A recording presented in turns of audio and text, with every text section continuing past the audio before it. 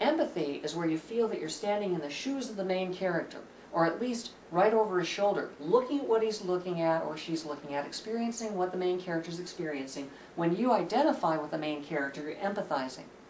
But if you are looking at the main character and merely caring about them, not imagining or becoming drawn into being them. If you walk out of the theater after seeing a movie and you don't feel like racing the car the way the hero did because you didn't feel you were the hero, instead you were caring about the hero, you were watching the hero, that's sympathy. When you look at the character that you care about, that's sympathy. When you start to become that character, stand in their shoes or right behind them and look over their shoulder, that's when there's empathy. And it works different for male and female audience members.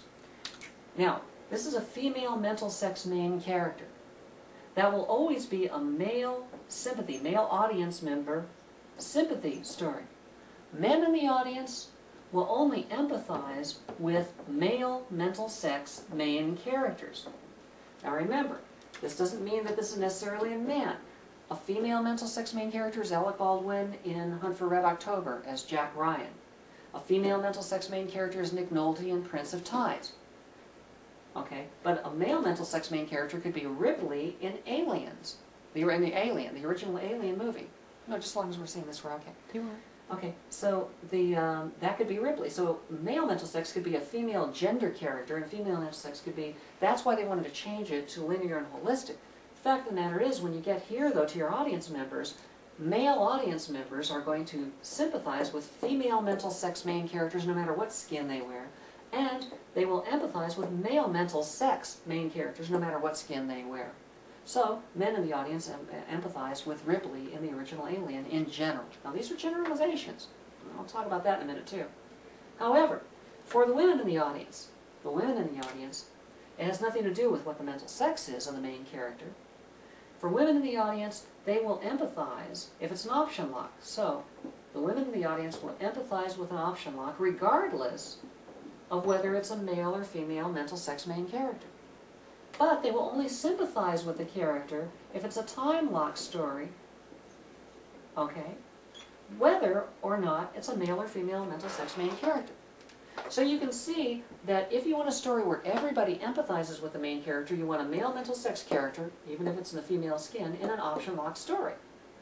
But empathy is not the only strong emotion. Caring about somebody is also a strong emotion. But Hollywood has a tendency to think that only if you feel that you are a character will you go out and buy more action toys and role play and want to get all the merchandising. So as a result, they create male mental sex characters all the time in option lock and time lock stories. And men empathize with them. And if they want to capture the whole audience, this is as far as they usually go, thinking this is a women's film because we have an option lock, like Remains of the Day or The Verdict or something. And a woman's going to care about that because it deals with options. Well, she will empathize. The men will still empathize. But women will also empathize with a female mental sex character in an option lock, but you don't hardly ever see those. A female mental sex in an option lock. Because even though guys will only will sympathize with a time lock story, at least time locks tend to have more action. And because time locks tend to have more action, over here, you'll find that this will be a story that they will make. This will be a story that they will make.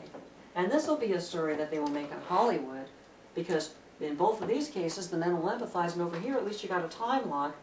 Over here, the women will empathize. They call this women's film, but the real woman's film, or female mental sex film for audience members, is over here, and this is the one that's hardly ever made, with an actual female mental sex character in an option lock story. Now, what's a story like that? Prince of Tides. Prince of Tides. What happened in Prince of Tides? It was very confusing to men. They went there and they saw Nick Nolte, who they identify from action stories like 48 Hours and stuff. They look at Nick Nolte and they say, here's a guy who is Mr. Tough, but I just don't know what he's thinking. Why is this guy sitting around there moping about all these personal problems? Why isn't he out bashing heads? Okay? Of course, that's a generalization. But here, they didn't know what to make of this guy because he was female mental sex. But women are now seeing this character they've seen as an action character before, and they're empathizing with him completely. They're looking at him and saying, I know just what he's going through, because it's an option lock story, but they also have the added advantage of having a female mental sex character. So, if you're trying to reach your audience, sometimes you want them to be thinking that they are the main character. But what if you have a reprehensible main character? Well, you may want your audience to feel that they are also reprehensible.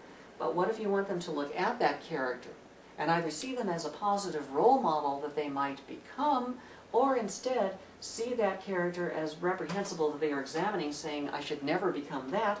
Then you may want to do a sympathy story. Or you may want to futz around with your audience and have a reprehensible character that men will identify with and women will sympathize with, or vice versa. So keep all these options in mind here. And also keep in mind that when we talk about male and female audience members, we're not talking about gender, physical sex, we're talking about their mental sex. And keep in mind that although in ancient times mental sex was clearly delineated between men and women, the temporal sense, the space sense, and time sense, and men were able to look at things in terms of reasoning, okay, how things are connected, and women were able to look at things in terms of anticipation and desire, and you know, that's why they raise the kids for the future, and guys go out and kill the beast that exists there right now. And down here is a big trough where nobody existed because they needed each other like that to have the broadest view of space and time on either side, and that's why they bonded together, men and women. And anybody who was towards the middle didn't make a good mate, so they just sort of died off. They were alone. They didn't have a partner, okay? These days in an information society, it's much better for an individual to be able to cover ground near the middle, because we no longer have to worry about the wild beasts or looking that far into the future. Instead, we have to worry about what the stock is going to do this afternoon, and we have to worry about what the problems are that are going on here in the way we arrange people in the office and things like that. It's not the immediate fight or flight decision. Because of that, these people here are now finding mates.